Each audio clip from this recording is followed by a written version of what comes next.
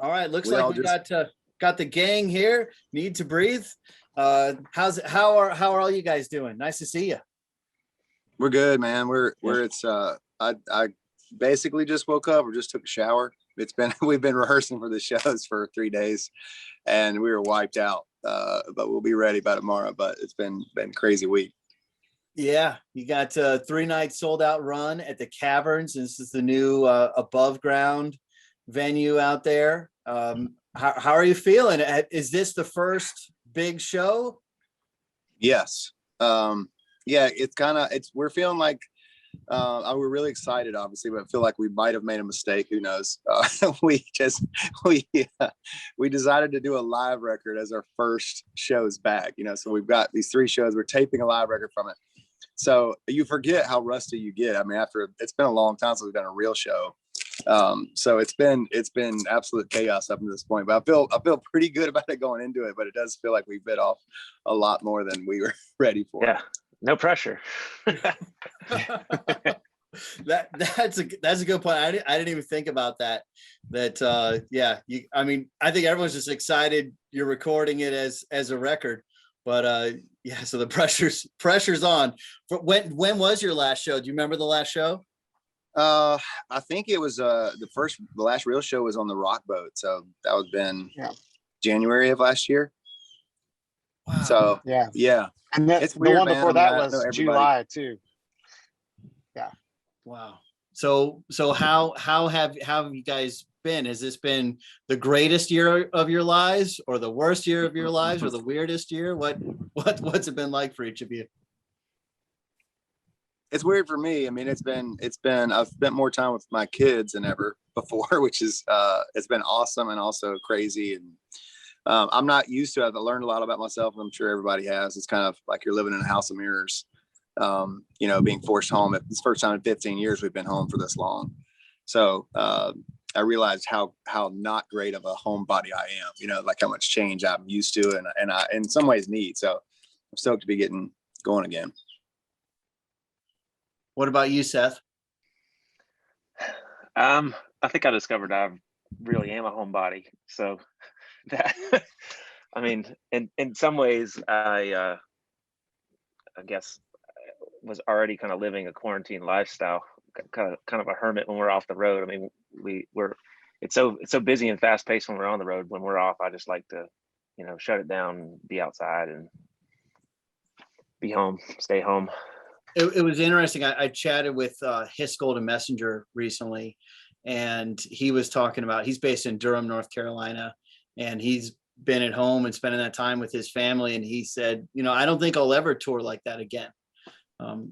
Really had an effect on him over this past year. What about you, Josh? What's this year been like for you? Yeah, I mean, it's funny. I probably would have always considered myself a homebody, and kind of missing home a lot when we're on tour. But now it's funny how that shifts when you don't do it for a long time. So now I'm just like itching to go back out. And I have 2 kids at home and my wife, and I love them, but I'm sure they're ready for me to get out of the house. So as soon as whenever we can tour, we've kind of slowed our touring. Used to be like we do 150 shows a year, no problem. Now we're kind of trying to get it smaller and smaller to be home more. Now I'm like, well, maybe we could do 100 shows next year. I don't know. So I feel like I'm ready. I'm definitely, I've enjoyed the time, but I'm ready to get back out and see the fans and play music again. I will say too, we've never taken it for granted what we do, but this time has been a crazy reminder of how much we love it and how much we miss it. And I mean, I think all of it, even the crew guys are just like, man, it's so good to be back at work. That's not the attitude you normally have. It could be kind of crusty at times, but like it just feels like everybody's excited, like a bunch of kids. Like it feels like the first show in 10 years, even though it hadn't been that long. Yeah, that totally makes sense. We're hanging out with Bear and Seth and Josh from Need to Breathe. They got a 3-night sold out run at the Caverns. They're going to record it for a live record. This will be Live from the Woods Volume 2. You recorded one out at the Fontanelle, which I don't know if there's ever going to be shows out there again, but as a concert attendee, that was actually one of my favorite places to see live music and get to get to see you guys there. It was just magical. Was that in your heart too? Yeah, I think that the Live from the Woods thing kind of worked out because this Caverns venue it's set up very similarly to that, which I think is exciting. You can kind of light the trees around, and it feels like a destination. I think that's the best venues in the world are like that. It feels like Red Rocks obviously is like that. You kind of, once you're there, you're like in some other world. I think that's cool. And what this band does with the rootsy kind of things, it fits a little bit in the woods. Yeah, I think I'm excited. And I think just from talking to fans that I know are friends that are coming to the show, how much all of us want live music back. It's just pretty overwhelming. You know what I mean? It's just like, I don't care what show it is. If I got to see Drew Holcomb a couple of weeks ago at the Ryman, and it was super distanced and, kind of weird in some ways, but it was just so great to see live music again. Yeah, for sure. I mean, people are like, ooh, I don't know about this vaccine. And I'm like, I don't care. I want to go see music. I got to live my life. Exactly. I agree. I don't care what's in it. I get to go. Okay. Give it to me. Yep. Done. Now, Bear, you're here in the Nashville area. What about you guys? Where have you been? Yeah, so I'm in Knoxville, so still Tennessee, right down the road. Yep, and I'm down in Chattanooga area. Okay, all right. So we got the gang in Tennessee. Okay, We did. We've all migrated a little bit. Seth lives on a mountaintop in Chattanooga where he's building all these tree houses. So is that right? Yeah, that's kept me. I think that's helped me keep my sanity. I've been able to stay busy. I love to build, and so yeah, we're building tree houses and domes up here with us, and kind of in response to the need for like more places to stay out in nature. Obviously, that's a big thing right now. So yeah, last year in this area, we before COVID hit, we had a tornado that rolled through the area, and then there was this really high powered wind. I forget what it was called. It was like a Dorado or something. But I had a friend in Chattanooga, and his tree fell on his house from that wind. So did that affect you or any of your friends? Do you remember that? I didn't. I think we just purchased the property recently, so Okay. we haven't had That's anything good. like that. Yeah. Yeah. It was just. It was crazy. It was crazy. We were actually in town in Nashville when that happened. We were recording Out of Body, our last record. So we were all at an Airbnb, and we heard the sirens going off, and we were all, it was crazy. So yeah, we were all crazy enough all together when that happened. So yeah, it's wild. I know it's just been insane this past year. It's been so weird, and I think Christmas, a bombing downtown Nashville. It's been quite the year. So we're definitely ready to get out, have some fun, get out to the Caverns. These shows sold out immediately, as quick as you could put them on sale. They definitely sold out. But it's cool. You're going to record this for a live record, and Andrew Ripp is going to be out there, which Yeah. excited to see. Yeah, a longtime friend of ours. We haven't played a show together in a long time, but it's been 7 or 8 years. Maybe we're friends, so it should be fun. A friend of yours that you actually did a song with, Drew Holcomb and the Neighbors are going to be doing the Caverns as well. Drew and Ellie appeared with Need to Breathe on a song last year. I feel like it came out around August. Are you guys all old friends? We are. We probably toured with Drew and Ellie more than anybody. However that happened, it's just been, we've probably done hundreds of shows together. So and it's great. It's really fun making music with people that are your friends in that way, where it's like, if we get in the studio, we laugh more than we record. And they're obviously sweet people from here, and they've been good welcome committee for us and my family anyway, moving here a few years ago. They showed us the ropes. Nice.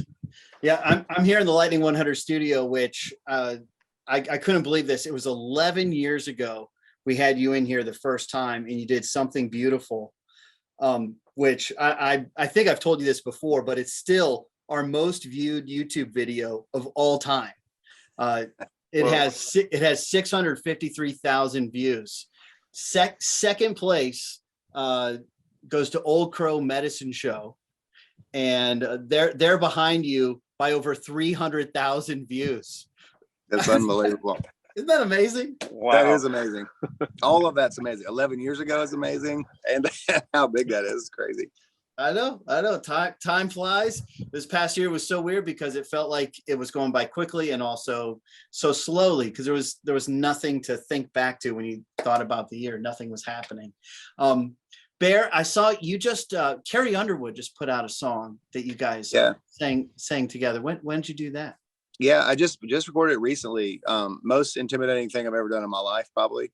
I told her that too. I was like, it's a harmony part on a hymns record she's doing. And I've never sung a harmony hardly in my life. I mean, since I was a kid, you know, so it was very nerve-wracking to be in the room with obviously one of the best singers in the world, listening to you try to do something. But it's awesome that she did it. We kind of rehearsing for a taping thing we're doing next week. And so hope the song does well. And she's been nothing but sweet, and probably some more future collaborations with her, with the band a little bit. So I'm just dropping that hint. That's all I can do at this point. But and you just put out the Campfire EP. Can you tell me about this series you guys are doing? Yeah, I mean, it's pretty simple.